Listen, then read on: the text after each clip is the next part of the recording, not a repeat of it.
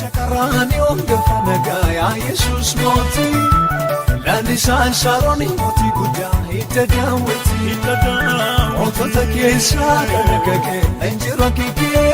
Nagaa fararri waaqayyo isiniif ta'u ani soortuu Abrahaa Waggaariin jedhama walitti qabaa tokkummaa waldoota kutaa magaalaa Eekkaa Xaafooti kan hin dhiyaadheef konferensii afuuraa isinii dhiyeessuudhaaf isa dura garuu sagalee waaqayyoon isinii dubbisa raajii Isaayaas boqonnaa 60 lakkoofsa 1 ibni kee dhufeera ulfinni waaqayyoo siif ba'eera kayi ibsi akka dubbii waaqayyoo jedhu kaane ibsuutu nurra jira ibni magaalaa keenya irratti akka ba'uuf ulfinni waaqayyoo akka mul'atuuf kutaa magaalaa keenyaa kana keessatti tokkummaa waldoota kutaa magaalaa Laga Xaafoo fi konferensii afuuraa guddaa qopheessinee waan jirruuf kottaati hirmaattuu eebbichaa ta'a keessumaa kutaa magaalaa keenya keessa kan jirtan kuraa Jiddaa Sandaafaa Bakkee Lammii Kuraa naannoo kana kan jirtan hundumti keessan kottaa hirmaannaa eebba kana ta'a guyyaa sanatti wangeelli mootummaa waaqayyoo hin lallabama hojiin diinaa hin diigama ulfinni waaqayyoo hin mul'ata waaqayyoo bara keessan eebbisu kottaa hirmaattuu eebbichaa ta'a galatooma ayyaanneef nagaan waaqayyoo isiniif haa baay'atu maqaan koo Magarsaa Waljirraan jedhama hojjetaa wangeelaati Isaayyaas boqonnaa 60 lakkoofsa 1 irratti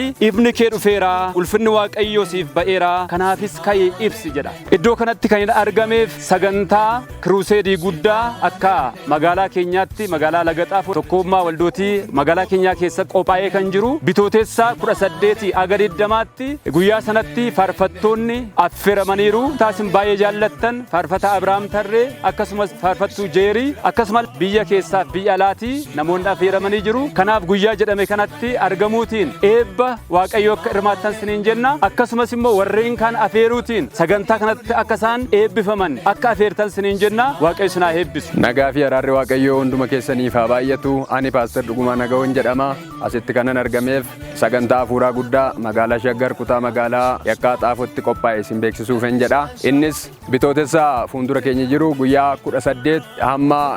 20tti sagantaan afuuraa guddaa galma dargaggootaatti qophaa'ee waan jiruuf jiraattonni magaalaa Laga Xaafoo fi naannoo ishiitti argamtan hunduu hirmattuu eebba kana akka taatan isin beeksifna guyyaa kanatti wangeelli mootummaa waaqayyoo hin lallabamaa dhukkubsatootaaf hin kadhatamaa ayyaanni waaqayyoo isiniif haa baay'atu eebbifama ብርሃንሽ ወጥቷልና ተነሽና አብሪ ኢሳይያስ 60 ቁጥር 1 የጌታ ሰላምና ጸጋ ይብዛላችሁ በለገ ጣፎና አካባቢ የምትኖሩ ቅዱሳን በሙሉ ዛሬ በፊታችሁ የቆምኩት ታላቅ መንፈሳዊ ኮንፈረንስ ለማስተዋወቅ ነው እሱም ከመጋቢት 18 እስከ 20 የሚቆይ ታላላቅ ሰባኪዎች ዘማሪዎችን ጋብዘናል የእግዚአብሔር ቃል ይሰበካል ነፍሳት እንዲድኑ ጸሎት ይደረጋል የበረከቱ ተካፋይ እንድትሆኑ በጌታ ፍቅር እጋብዛችኋለሁ እግዚአብሔር አብዝቶ ይባርካችሁ